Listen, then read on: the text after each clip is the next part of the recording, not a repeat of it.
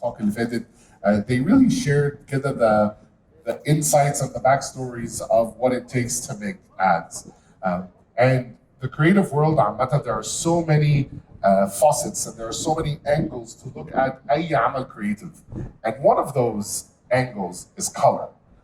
I think that when we think about color inside of a cinema that I come from, the color of the lights can have many different implications. Warm lighting, which is kind of the yellower lights, has a meaning where it does imply warmth, versus when you want something to be almost emotionless, you give it completely white light.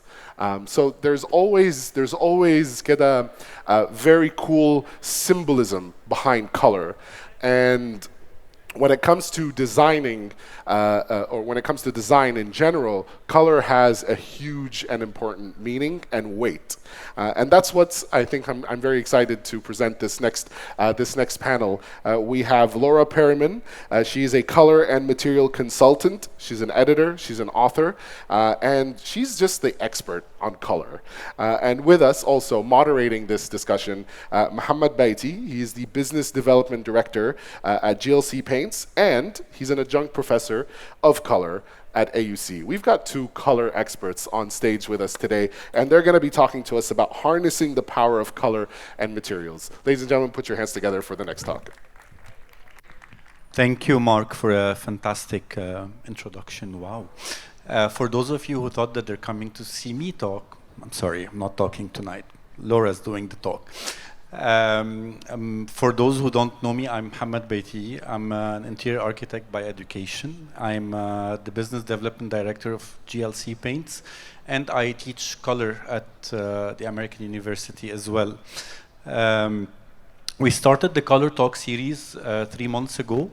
We had two fantastic friends of ours, Joseph Van Vliet and Carl-Johan Bertelsen.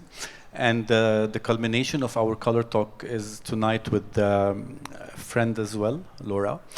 Laura is not just a color expert. Laura is a person who believes strongly that color has its own dimension, has its own character, and that color and material combined together make the essence of what impacts us as humans. If you enter a plane, if you go through the first class cabin, you just sometimes feel that it's so luxurious, it's beautiful, the feel, the touch. That's CMF, that's color, materials and finish. It helps you enhance, it helps enhance your feeling of the space and your well-being. Other than that, she's a color forecaster. She predicts the color for the future. And she's the author of a fantastic book called The Color Bible, where she's researched 100 colors that make or break any space. So Laura will be doing her presentation. She'll be talking as well about a very, very dear topic to me, which is ethical colors, ethical pigments, ethical outsourcing of color. And when she finishes her talk, I'll be asking her a few questions that I've prepared for her to surprise her. And then I'll let the floor for you. So please join me in welcoming Laura Perryman. Wow, thank you so much. That was an amazing introduction. Maybe I don't even need to introduce myself now. Maybe I don't.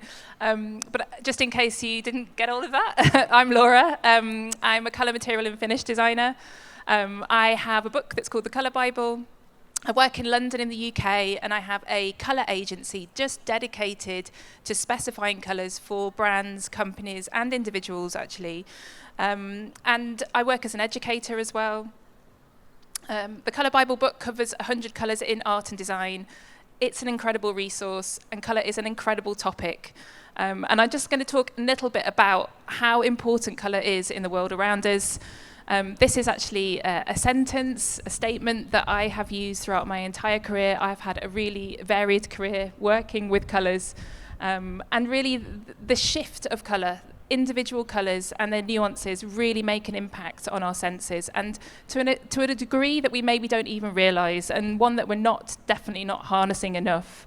Because colour has amazing properties. It's got amazing technical properties, it's got amazing life-enhancing properties, it's got incredible mood-enhancing properties as well.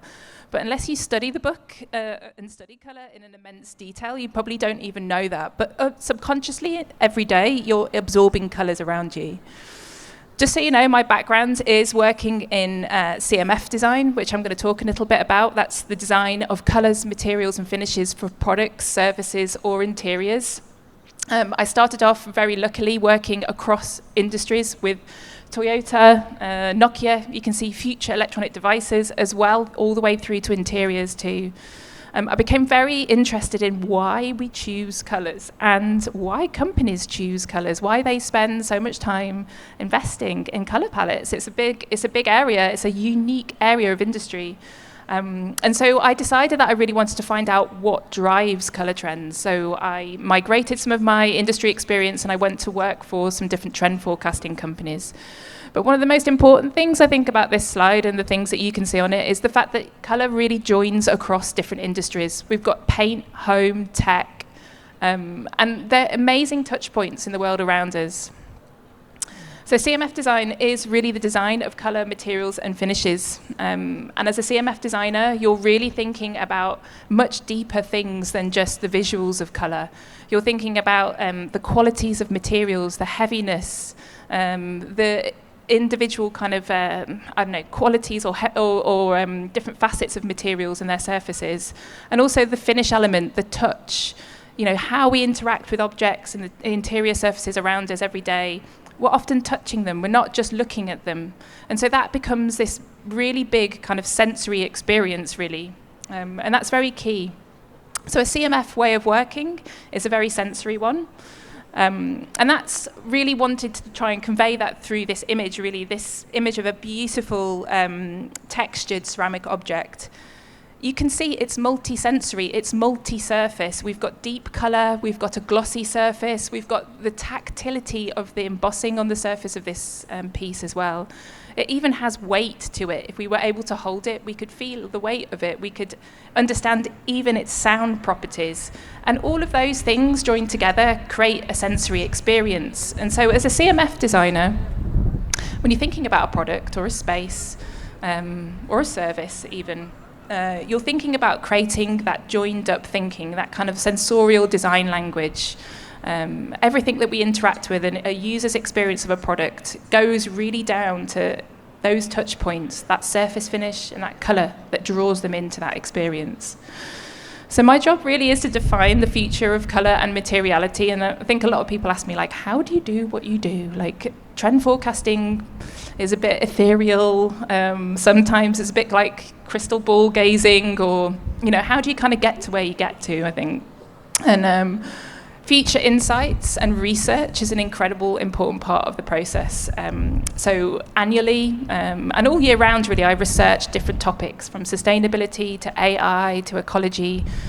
And I'm really trying to find unique insights or ways that consumers maybe are digesting new information or new things that they might want to buy or ways that they might want to live, basically.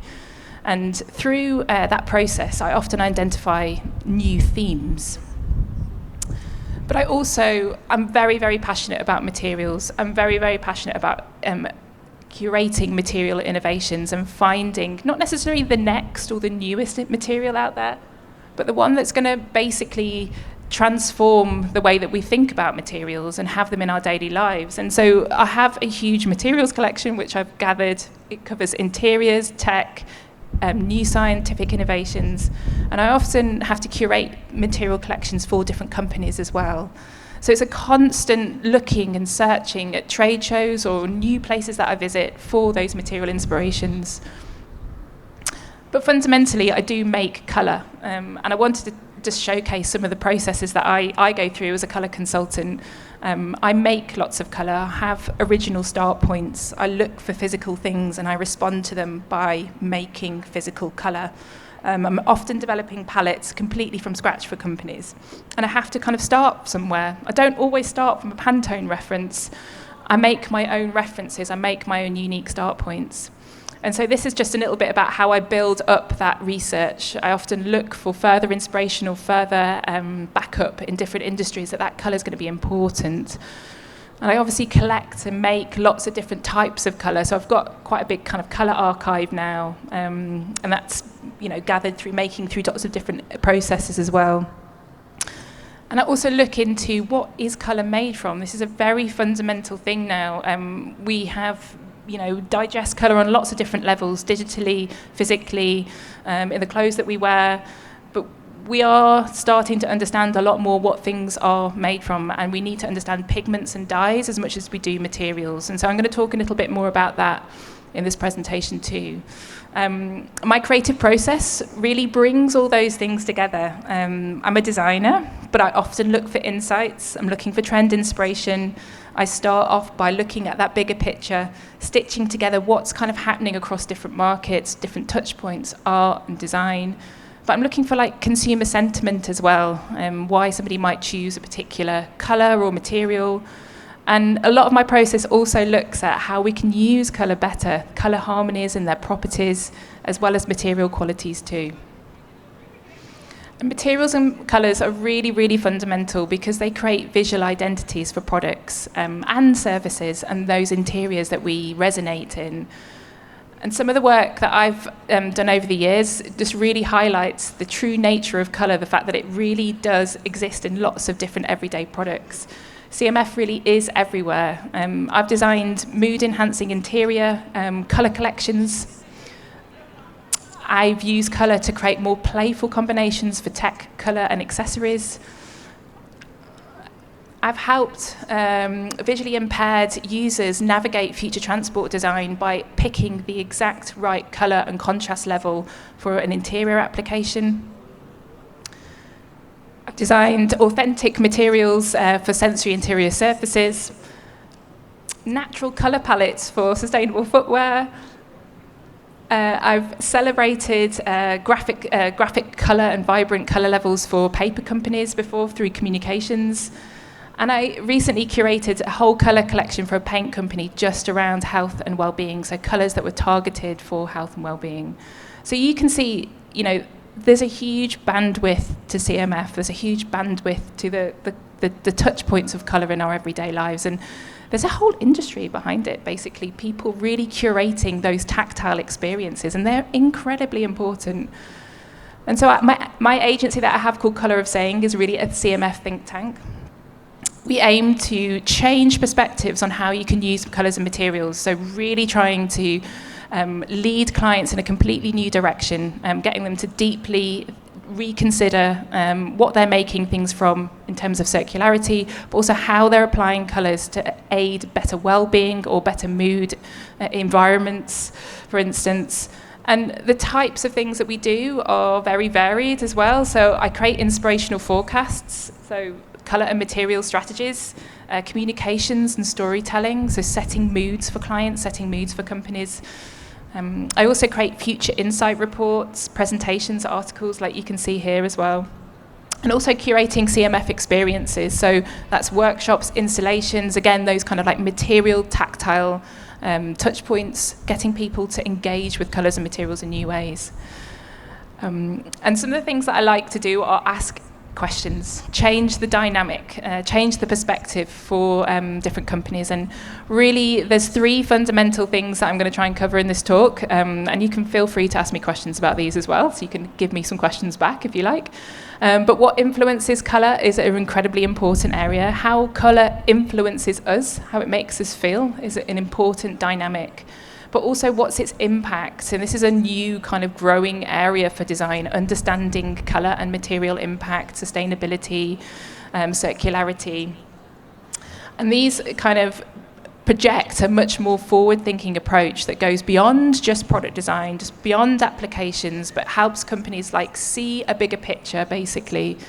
And lots of people ask me, of course, quite a lot, what's influencing the future of colour? What's going to happen next? What colour should I make? And really, I tell them that there's lots of important topics that they need to connect with, and they need to see new perspectives. And so as trends work, they exist out there, but they're driven by different topics. They're driven by culturally important topics. Consumers, companies, brands engage with these topics, we digest them, and they alter our perspective on them. And things like pandemic, metaverse, AI, ecology, all of these things, they reflect colours back, like culturally, through their creative development, but also they form future scenarios. So different brands need to kind of augment around them, they need to kind of understand them in order to keep relevant. And that's not necessarily about a cycle of trends always happening. It's about also finding ways that you can respond to certain subjects because it's relevancy for consumers, right?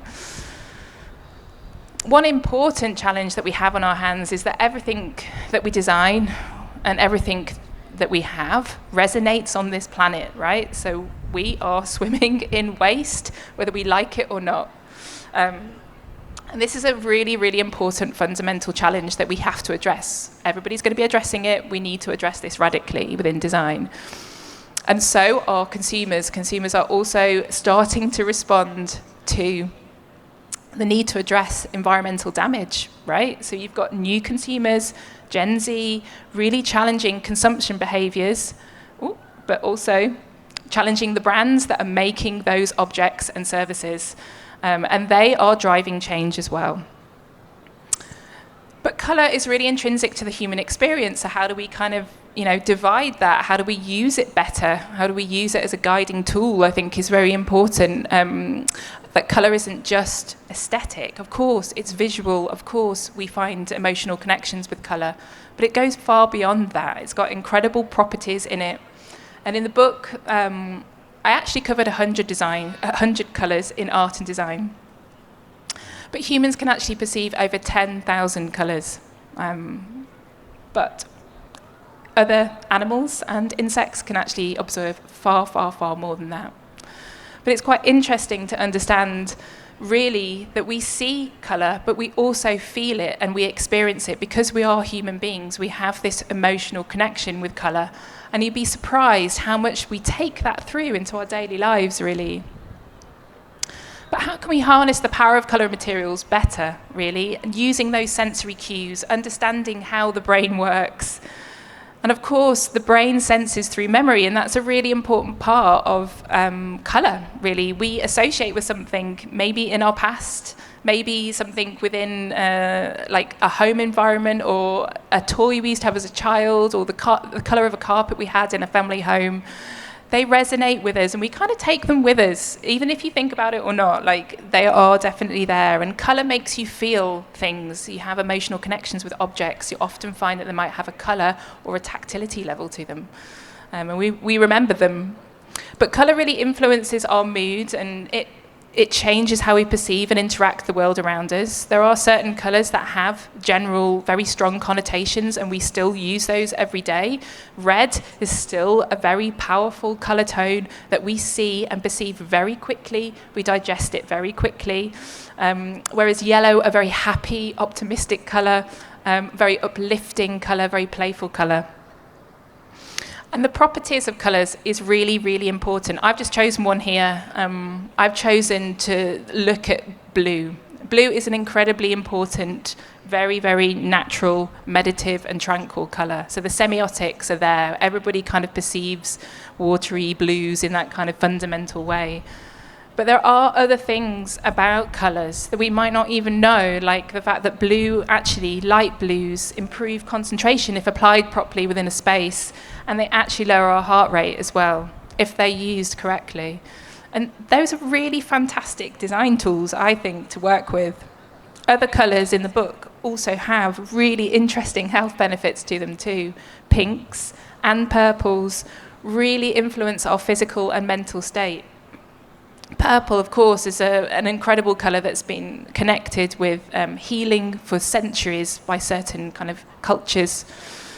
But we know that purple tones can heal us. They're being used even in kind of healing environments as well, because they tap into our metabolic rate, and they kind of can lower even our heighten even our melatonin production and lower our heart rates as well. So they're fantastic colours to use, really, to soothe that everyday environment.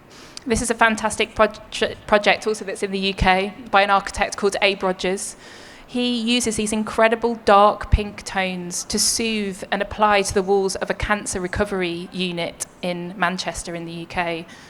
These spaces are there to provide comfort and heal families and sufferers of cancer. So these colours are very key to, again, reducing anxiety. It's an amazing tool, and we should be using it a little bit more, I think. But another aspect of colour is really that it has its own histories in it, and we are still digesting those every day. So I researched 100 colours in art and design. I did that because I was looking for colour narratives. I was looking for individual stories about colour, obviously, that I could compile into a book. But I was really looking for those cultural reference points and fundamental broader colours that we digest and associate with every day. And really, even if you look at these individual colours, you may well resonate with one or two of them. You may well think, yeah, that's my colour. That's one of my favourite tones. But also narrative goes into different layers, right? The names of colours are really fundamental to how we perceive them and how we digest them as well. Like your favourite lemon sorbet colour, or the blue that you associate with that incredible sea experience that you had, that incredible swimming experience that you had. Like, those are really important memory connections. And so colour histories really shape where we have been today culturally. And we have things like gold, which are in the book as well, very, very strong, fundamental colour that's connected with luxury, with extravagance even, and we still use it like that today, right? We haven't changed some of these connotations of colours, but there are new colours that have come into the fore. There are style phenomenon colours, things that have become into the zeitgeist through fashion, through other kind of media consumption, through visual digestion, through social media, and they become incredibly important colours to us as well, because we associate with them and we build associations with them, such as modern mint, which has been a massive catwalk colour over the past 10 years, right? But colour innovations are really transforming what tomorrow will look like, and that's really, really key too. So we can see that organic, natural colours have become very popular. They have variation and they have nuance in them. They're less controllable than synthetic colour. But even in the book, I looked at individual colours, organic, natural colours that are fundamental almost to the future of colour too. So this was a colour that was called beetroot, and beetroot is a completely naturally derived dye. And so really this idea of creating more consciously, thinking about more sustainable material futures is very, very important for the future of colour and material design too. So I encourage all of the people that I work with to create much more consciously with colour. And now more than ever, it's really critical to ask questions. So as designers, we need to ask more questions about the world around us. Obviously, I use colour as a lens. I often use colour to provoke, to ask questions and put lenses on really important topics. So I often ask, like, what is colour and what can it be? What can it do? How can it help us? How can it aid better experiences? How can it improve a design situation? Or how can it improve lives, basically?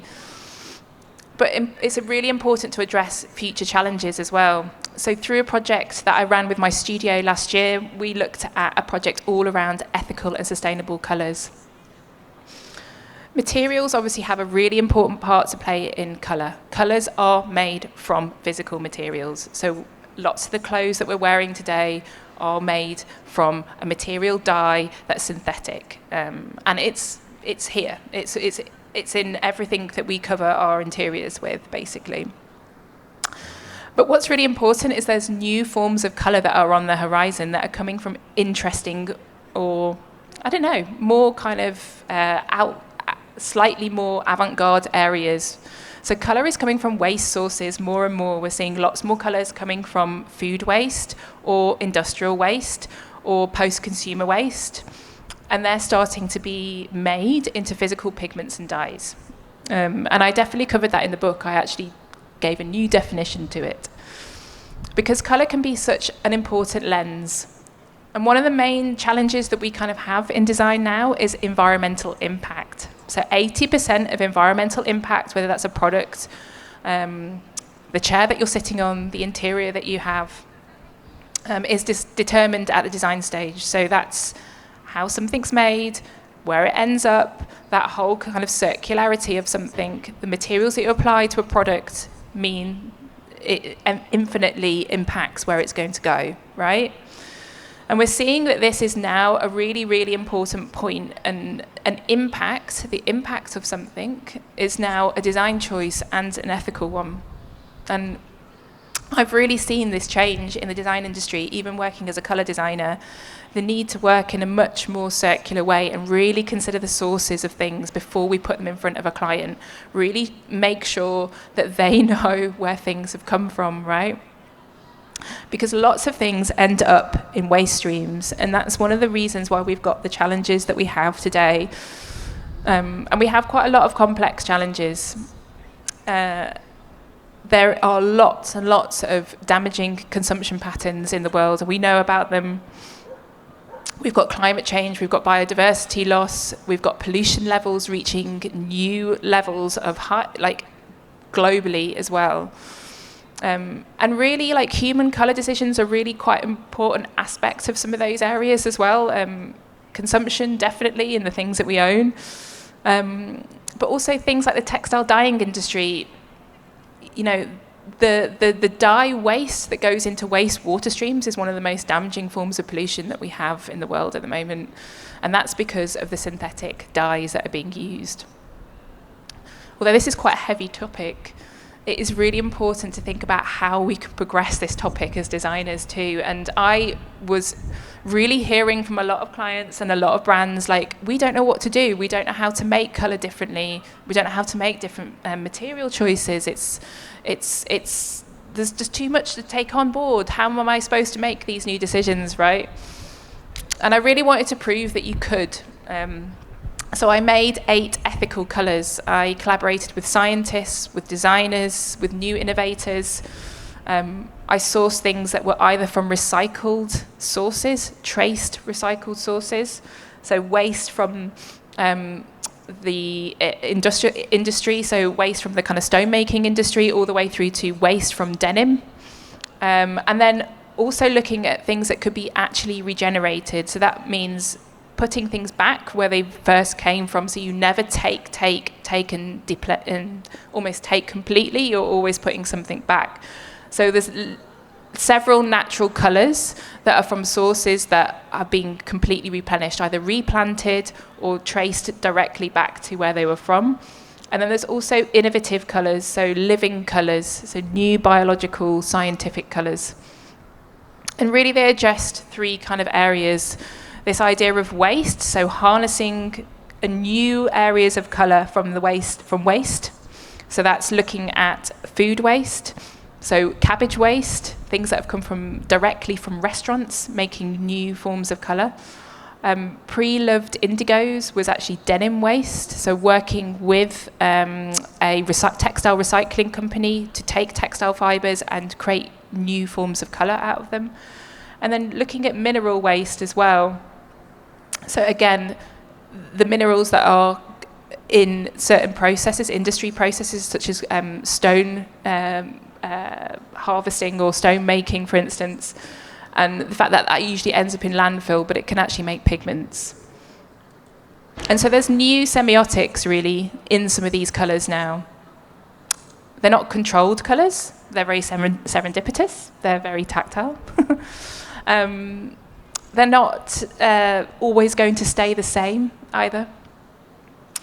They are pre-owned, so they have life to them already. So if you take a set of denim jeans and you make a pigment from it, it's obviously had a part of its existence. So it's circular in that way too. I also looked at how regenerative nature sources could create new pigments too, which is a really exciting area. So looking at how things like local berries could be foraged, again, replenished, not necessarily just taking, but also replanting in these areas, creating absolutely beautiful crimson colours.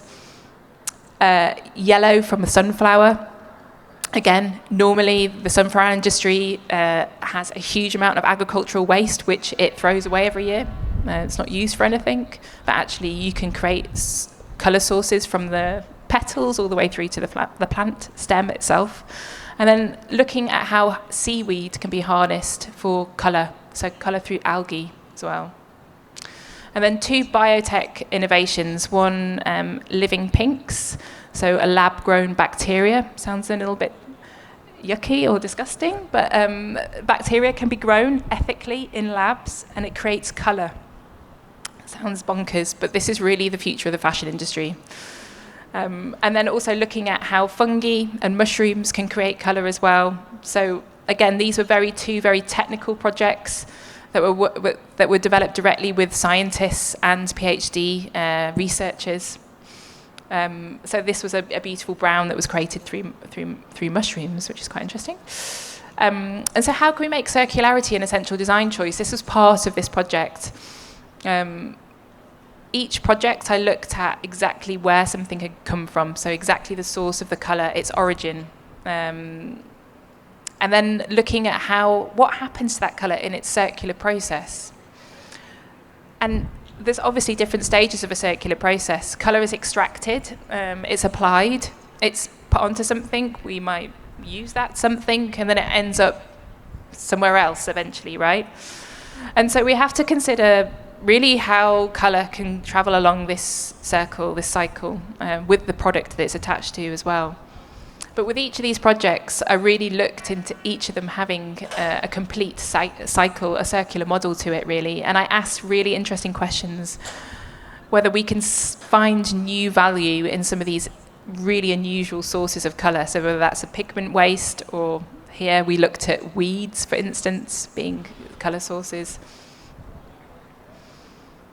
And Ethical Colour is now a touring exhibition. It's been in London, the US, Poland, just recently as well, at a big sustainability conference.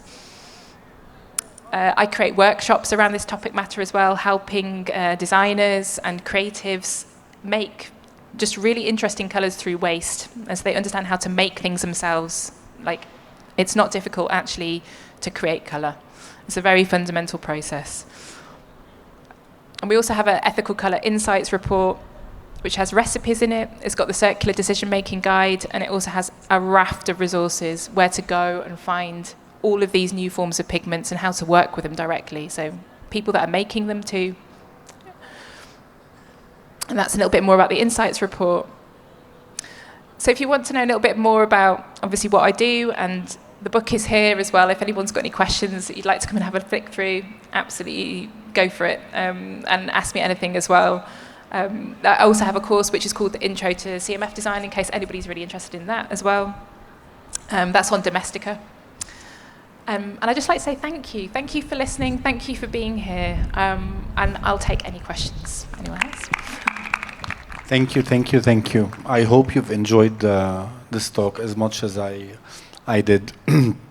I'm going to start with, I'm going to ask Laura a few questions, and then if anyone has any questions, please. I'm going to start with a question you've been asked this morning by Dr. Bahia Shahab about ethical colors.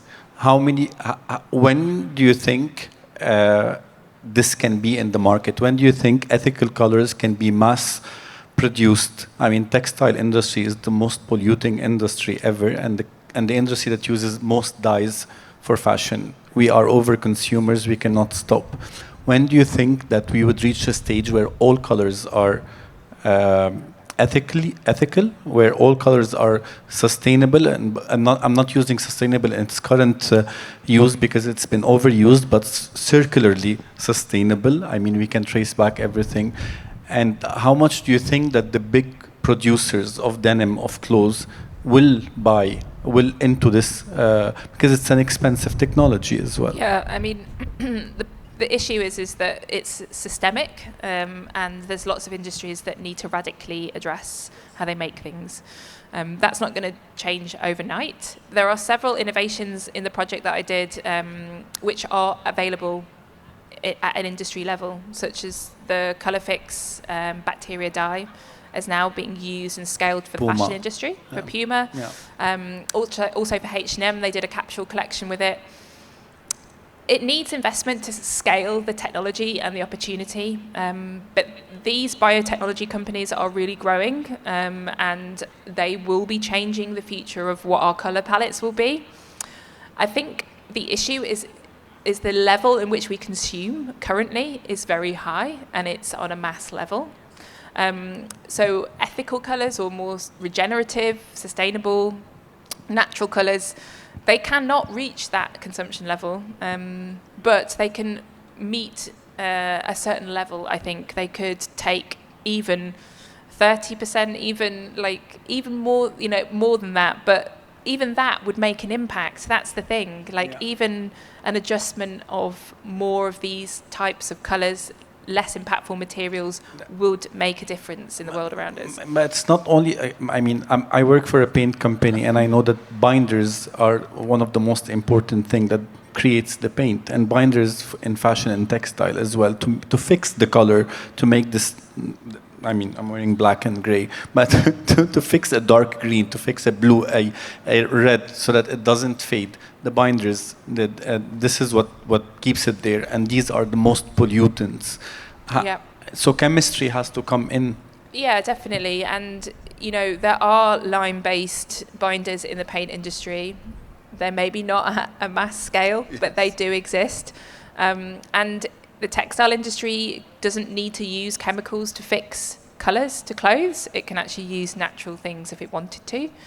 It's just choice. Yeah, I agree. And I believe, I've read the ethical report, and I believe that we are 10, 15 years away from, I know it's sounds like a long time, but I have to be very realistic about that.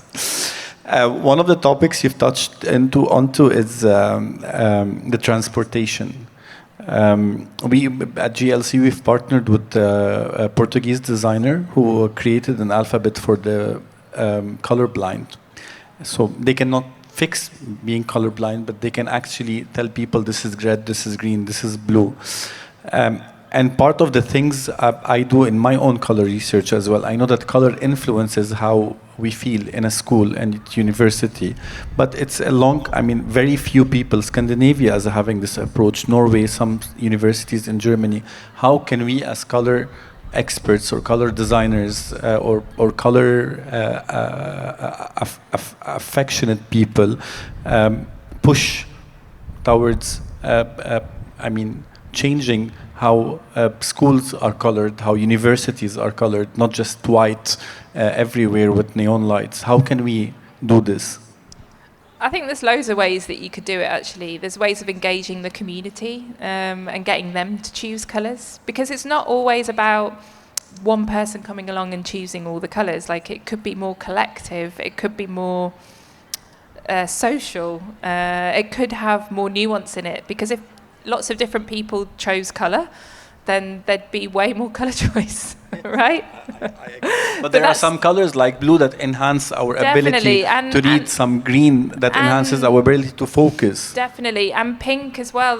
These, even not the most saturated versions of these, even just very, almost like light tints, pastels, even very subtle shades can actually completely change an atmosphere if they're painted completely all over. So, for instance, opening up a hallway with a really light yellow or a really light green can completely change the way that you accept and walk through something. And I think to design more inclusively as well, which is also a massive topic and a very important one in interiors, is that, is using colour to make spaces feel safe, comfortable, less aggressive, more accepting. I agree. Softer as well. Tissam, we need to change the colors at university. She heads the design and architecture. Oh, wow. Yes, she's listening. The knowledge hub, exactly. She already knows. I'm going to finish my questions with something I asked Judith and I asked Carl as well. You are on every panel of color forecasting for any important company and basically for NCS, which is the company of color. How relevant do you really believe color trends are, and to what extent do you believe in color of the year? It's a big question. I think trends are very important in the world around us because they help us understand and digest really big topics, and I think they influence us. I think colour trends can come and go, and I think colour of the year can be quite subjective. What I normally say is that the level of colour of the colour of the year, so whether it's chromatic, light, pastel, muted, is usually the more informative amount information, I think. Because what happens is there's lots of trends out there, there's lots of influences that are always going on, and they might shift nuances, more yellow, more pink, more green. But it's usually the sentiment of the colour that's usually the most important thing. Normally in times of, economic downturn or Cannot use bright colors, You know, pandemics. you see fluctuations of colour, and we look up to colour as well. We use it as a mood enhancing, enabling thing, so we need it. So often you see a kickback in times like that, and you see stronger colour come along, more vibrancy come along. And that's what's happening in 2023 and 2024. Yeah, we saw lots of there's lots of super powerful, chromatic, yes. quite significant colour changes happening, I would say. And in Pantone Colour of the Year is about to be announced, I think, in the next few days. one day Yep. or something. And I'd be surprised if it was muted. I don't think it should be muted. I but- mean, my predictions that's going to No. be somewhere blue, but let's see. What happens is they cycle around the colour Exactly. areas. They've done pink recently, yellow, another. Like they had can't magenta last always- year, so I'm I don't think they're going to do a pink. No. No. So they can't. They can't. it has do to be that. either green, either blue, because they chose blue 2020, and then it was a disaster, and then the year after it was grey and yellow. So Yeah, and I think also it's really important to choose colour that resonates for context and for industry as well. yes, we have And the war coming on, so So with everything that's happening. Yeah, it's And blue is part of the Ukrainian flag, so Yeah, it exactly. might be. And, yeah. Does anyone have any question for Mrs. Laura Perryman? I can see that you're all freezing. For her, it's I know. spring. I'm so sorry. It's We have cold. someone at the end who has. You can come forward, and voila.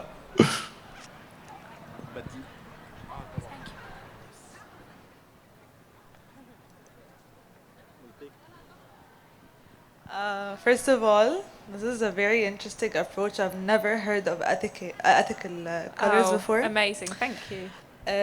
Do you think having a workshop here in Egypt would have an audience? Do you think I would? I'd hope love- so. I mean, I'd really hope so. Okay. In fact, if I would anybody love wants to attend host me, then I'll definitely bring it. I mean, it's really hard project actually to convey because it was. I mean, you've seen it, so it's very different, but it's very physical. Yes. And it's very tactile. And the exhibition shows each individual process off and what things are kind of in the pigments as well from their physical state. So it's very kind of tactile workshop as well. And it's incredibly informative and educational too. Hopefully we can host it. Well, yes, I hope so. Well, I hope you have one. I'll be your number one supporter, your number one attendee. Thank you. We have two.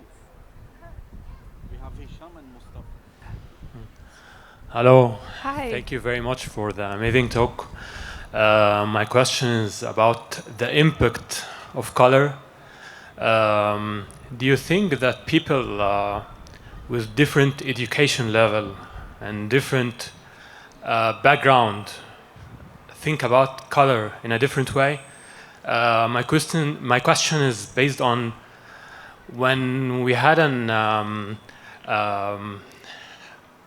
the ring road, when we adjusted, we saw a different color criteria along the ring road and how people paint their homes in a very different mood, not like us. We tend to go to a lighter color with a very scheme that we all tend to be safe in it. They go to a very deeper base of color. Do you understand my question? Yeah. Yeah, I do. I think, what we surround ourselves in and how we digest the world around us is very key to what we choose to put on our walls. And what we have or may not have totally might affect that as well. I was talking also to someone earlier about, what you see is what you make almost. Like you digest landscapes, you digest light levels, you digest what you have available to you, and that almost like infiltrates your psyche. So if you spend time in different environments, you absorb those things and you then change accordingly. So maybe, light levels are something that, so many people appreciate, but maybe not everybody does. I think color can change in different situations and through different lenses too. And so often you find that unless you're really studying color, and I'm always talking about nuance, right? Because I'm like, surely you can see the difference between that blue-green to that red-green or that red-blue. Like, not everybody understands that colors are influenced by other colors and what's put next to it as well. So you can have a cold red and you can have a warm green, but unless you're not necessarily educated, it's not necessarily the best term. It's whether you've really studied something, studied color and understood the nuances in it. Do you really see some of those intertones or those kind of nuanced areas? So I think that totally affects people's choices. So again, they go back to the same things because they feel familiar with them, right? And also they may have it's an easy choice, right? To feel the most comforting light level of something or a pastel or but it's quite interesting also to give people the challenge to choose something from another memory or a different source point and see if they can learn to accept it and that's bring it into their exactly home. what I found when I design houses. All people tend to go to white and a small touch of a color that impacts them before. It's something connected with a holiday or a particular experience. Yeah, definitely. I had a client recently as well who was exactly like that. She painted all the rooms in her house different colours based on the travel that she'd had in a particular way. So it was very good. She chose some very strong colours and I was like impressed with the level of colour that she chose. But yeah. Thank you very much. Thank you. Really good question. The last question for you, Mr. Mustafa, because we're freezing. I'm really enjoying this. Actually, I don't have any question. Just want to thank you for joining this year's Sync Summit. You. This has been... Oh, amazing! Yeah, this has been very insightful. You've been very generous, sharing a lot of insights and a lot of information for those Syncawi or Sync community members or creatives that are very keen on knowledge. So thank you so much for joining, and thank you Baitia and GLC Color Talks for always bringing people who have a lot of knowledge and information that we need. Thank you so much. Oh, really. thank you for your thoughts. Thank you. You've got a question? Yeah. Feel free. Okay. Jump. Yeah. One last question. Hello. Hi. So first of all, thank you for this very fruitful conversation. This is my first time to gauge the colors from this aspect. I'm a brand designer. I design visual identities, and I have a lot of interest in colors. But taking this conversation from this perspective. So when it comes to designing a visual identity, there's a lot of aspects and factors to put when you choose your color palette, like the brand values, the target customers, industry, And now you're saying like where the world is towarding to is also another factor, and like the sustainability. So with the factors increasing, I am getting back to the original factors, which is how do you choose a color palette that is first of all represent the brand values, but also it's distinguishable and it's not like every other brand in the same industry. Yeah, so that's It's my a really good question. Okay, thank you. And brand colours often are a bit tumultuous in the fact that they have lots of requirements behind them often. You get a brief and there's like 5 things to try and cover. But I think what's really important about taking an approach to a colour palette is by definitely connecting with those brand values, but also the properties that are in certain colours, right? That's exactly what I've kind of been talking about, the semiotics of colours, what we associate with, but also trying to find some nuances in those colours as well that feel like they might resonate for the brand.